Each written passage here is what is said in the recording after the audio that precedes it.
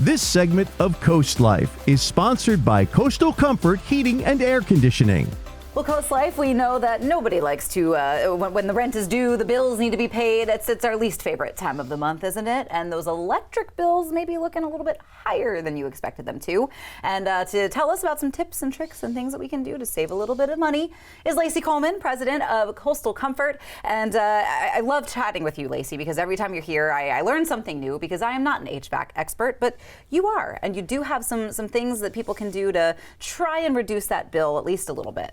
Absolutely. So your home heating and cooling system accounts for about 40 to 50% of your annual utility bill. So it's a pretty big chunk of what we're paying every year to heat and cool our homes. So it's really important to make sure that the system is maintained. I know we talk about that all the time, but I can't stress enough how important that is to keep your system running efficiently and also prolong the lifespan. But also, you know, when you are purchasing new heating and air conditioning equipment, it's important to pay attention to the Energy Star rating. So for gas furnaces, you want to pay attention to the AFUE. So it's the annual fuel utilization efficiency. Okay. So the higher the number, so we install furnaces that are 98% efficient. So that means sounds pretty good. Can't get better than that. And then for heat pumps, we have your SEER rating and your EER and your HSPF. So the higher those numbers, the better you are with your energy savings. So other things that you can do around the home other than install a heating and air conditioning system that is more efficient, especially if your system is 20, 30 years old. Definitely time to start looking at a more efficient system. That would definitely help with your home utility bills.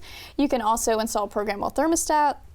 Air sealing is a really, really important, not only making sure that your ductwork is sealed properly to make sure you're not having any heat or air loss in the attics, crawl spaces, closets, things like that. That will definitely cause a higher electric bill as well, but also doors and windows. So if you have that outside air that is constantly creeping in, that is also, it could cause your electric bill to be higher. You can also have a home energy audit through the state of Delaware. The Energize Delaware program is an excellent program. There's tons of rebates that are available through that program, and it'll really help identify replacing doors and windows. Of course, when you start getting single pane versus double pane, things like that. I'm not a window expert by any means, but there's a lot of things that can be done around the home that would help lower those energy bills. It's a really hot topic right now. We're getting a lot of calls. I'm seeing a lot of posts and buzz along social media. We're seeing customers that have electric bills that are doubling and tripling, unfortunately, because of regulatory changes and things like that. It's the time of year, and with the systems running more right now, we're definitely seeing a spike in those energy bills. Absolutely, and I think getting those areas of your home inspected, because again, how many times do you look in your closets or your attic or your crawl space? You don't know if air is escaping in those areas. So is that something that like you said, that program should be called and help you out, or is that something Coastal Comfort can take care of in a regular inspection? Yeah, for a regular inspection, we would inspect the ductwork anyway, just to make sure that your return and supply plenums aren't falling down, different things like that. For a more in-depth look, really a whole home approach, that would be something you would want to reach out to an auditor with the Energize Delaware program.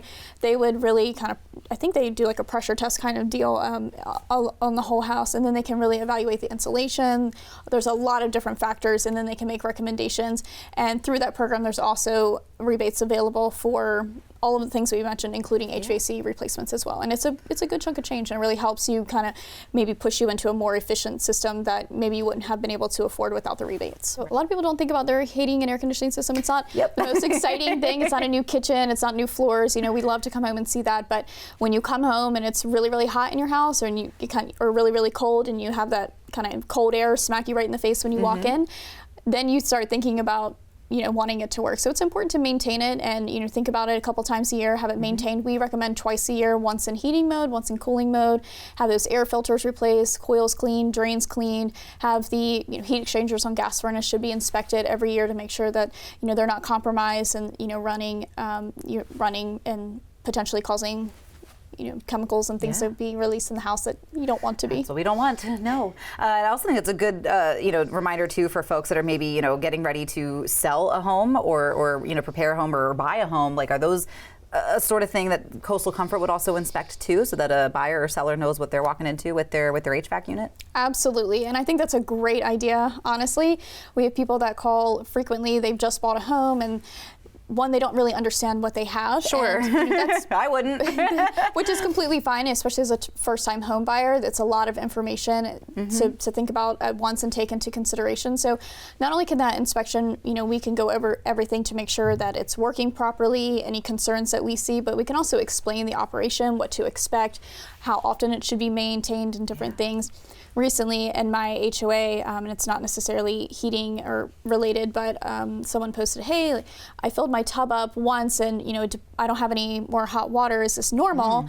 And that may be something that people don't think about, but if you have a tanked water heater and that is a 40, 50, 60 gallon and you fill up a tub, the average tub holds 40 to 70 gallons. So filling it up one time would deplete your tank. So, someone that has needs to be able to fill up a tub, wash dishes, do laundry, take showers and everything immediately after, having a tankless water heater might be a better, option for them, because then they have endless hot water. So just things that you don't know, but having, a professional come out, take a look at it, go over all of those different things, then you know really what to expect. For sure. Well, Lacey, it's always a pleasure chatting with you again. I feel like I learn something new every single time, and you do really always look out for everybody in the community, and we appreciate that. Of course. Thank you so much for having me. Of course. But we have more Coast Life that you will appreciate when we get back.